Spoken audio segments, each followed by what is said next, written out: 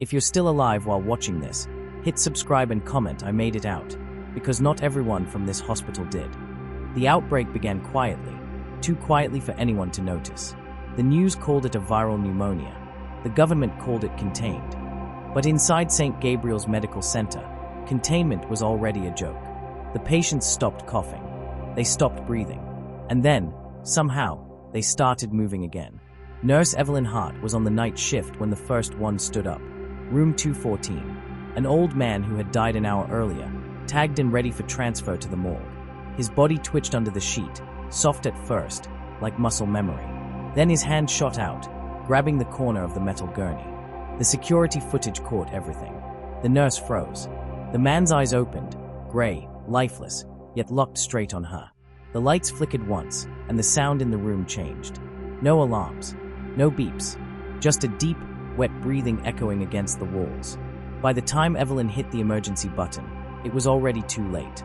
The doors sealed automatically. The hospital had gone into lockdown protocol. Inside, no one yet realized that the automatic quarantine system had just become a trap. In the basement, Dr. Liam Cross, the hospital's chief physician, stared at the infection reports on his monitor. Every file listed the same symptoms: fever, respiratory failure, cardiac arrest, and then, 30 minutes later, elevated heart rate again. "They are not dying," he muttered. "They are restarting." He picked up the radio.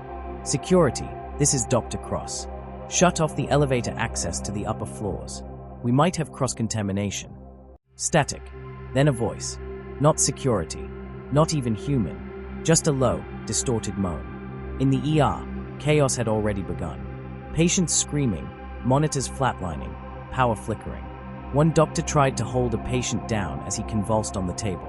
"He's seizing," she shouted. But when she leaned close, the man's mouth opened wide, and he bit down hard. The power went out. A single emergency light blinked above the nurse's station.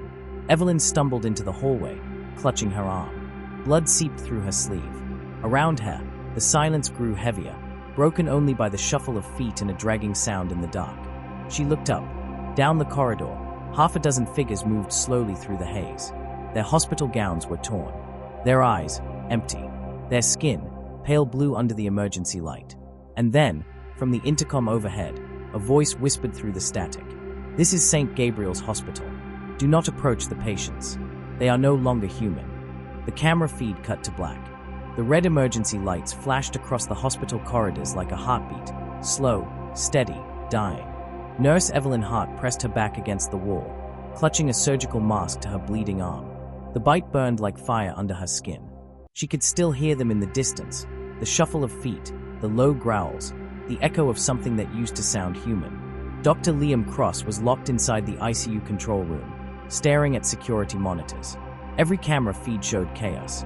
The ER was a graveyard. Hallways were littered with overturned cats, flickering screens, and spreading pools of blood. On one feed, a group of staff huddled inside a supply closet, whispering prayers. On another, the elevator doors opened to reveal patients who shouldn't have been able to stand. He hit the intercom switch. "This is Dr. Cross. If anyone can hear me, get to the basement. There's a service tunnel that leads outside. Go now." Static answered him. Then, faintly, a woman's voice.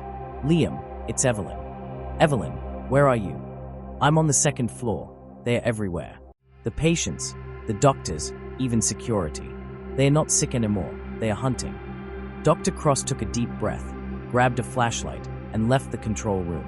The hallway outside was soaked in red light and silence. Every step echoed like a gunshot. As he turned the corner toward the stairwell, a hand shot out from beneath a gurney, grabbing his ankle. He kicked it away, but the hand didn't let go.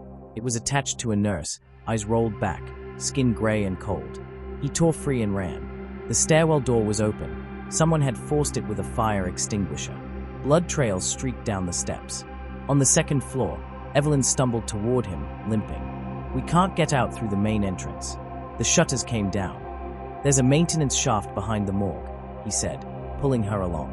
"It leads straight to the loading bay." They made it halfway down the hall before the fire alarms went off again, screaming through the silence. Doors began to slide open one by one, automatic locks failing as backup power drained. And from every room, figures began to step out. Some in hospital gowns, others in lab coats. All of them moving the same way, slow, deliberate, twitching like puppets. "They are blocking every exit," Evelyn gasped. Dr. Cross spotted a side door marked pathology, authorized staff only. He slammed it open and pulled her inside. Inside the morgue, the air was freezing. Rows of metal drawers lined the walls, half open, some empty, others not. Evelyn pressed her back against the door as it rattled under the weight of hands pounding from outside. "Liam, they won't stop." He grabbed a syringe from the counter, one of the experimental serums the CDC had sent weeks earlier. "We can still fix this," he said, injecting it into his arm. "If this works, maybe." He didn't finish. The pounding stopped suddenly. The silence returned. Evelyn turned toward the observation window. Beyond the glass, dozens of shapes moved through the hallway, all facing the same direction, the morgue. Their eyes glowed faintly under the red lights. Then, the building's PA system crackled to life again, this time with a male voice neither of them recognized. "To all remaining medical staff, containment has failed. Evacuation denied. St. Gabriel's is now under full sterilization protocol." Evelyn's heart dropped. Sterilization protocol. That means... The lights went white. A countdown appeared on every monitor in the room. 10, 9, 8. Dr. Cross grabbed her arm. "We have to move, now." The door handle turned on its own, slow and deliberate, and from behind the frosted glass, something pressed its face against it, smiling. The alarm screamed louder as the countdown echoed through the entire hospital. 7, 6, 5. Dr. Liam Cross yanked open the side hatch inside the morgue wall, the old waste chute that led to the service basement. Evelyn followed, her hand clutching his sleeve. The floor above them trembled with heavy footsteps and crashing metal. The infected had found their way in. 4. Go! Liam shouted, pushing her into the shaft. She slid down into darkness, the cold air tearing at her scrubs. He followed seconds later, landing hard beside her in a narrow tunnel that smelled of rust and disinfectant.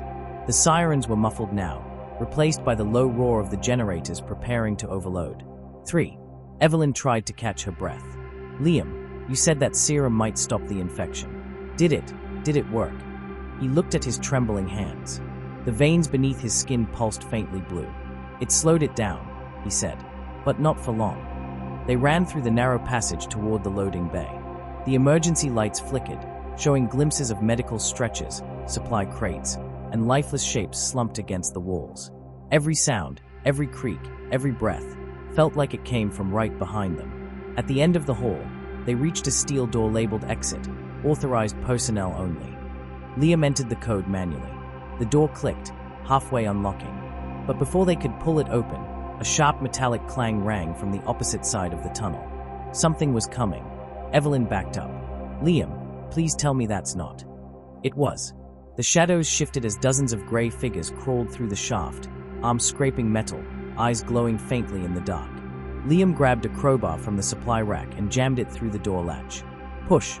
Together they forced the door open, spilling into the loading bay. The night outside was thick with fog and ash. Police cars were overturned. Ambulances lay burned out. The city beyond the gates was dark, silent except for the distant hum of sirens. Evelyn stumbled forward, gasping for air. "We made it." But Liam didn't follow. She turned. He was standing by the doorway, eyes unfocused, skin now turning pale. "Evelyn," he said, voice shaking. "You need to run." No, I can help you." He smiled weakly. "You can't. The serum didn't cure it. It connected me to them."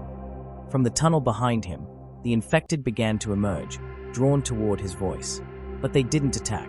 They stopped, waiting, listening. Evelyn took one step back. "Liam, what are you doing?" He raised a shaking hand to the radio clipped to his chest. "If anyone is still alive, St. Gabriel's Hospital is gone. The infection can't be contained. Burn it all." He turned toward the infected. "I'll keep them here." Evelyn's tears mixed with the rain as she ran through the open gate, out into the fog. Behind her, the hospital erupted in flames, a blinding orange bloom lighting up the night sky. When the fire finally faded, only static remained on the surviving security feed. The timestamp froze at 3:12 a.m. And for a split second before the camera went dark, something walked out of the smoke, wearing a doctor's coat, eyes glowing faint blue, staring straight into the lens. "This is St. Gabriel's Medical Center," the voice whispered through static. We're still open.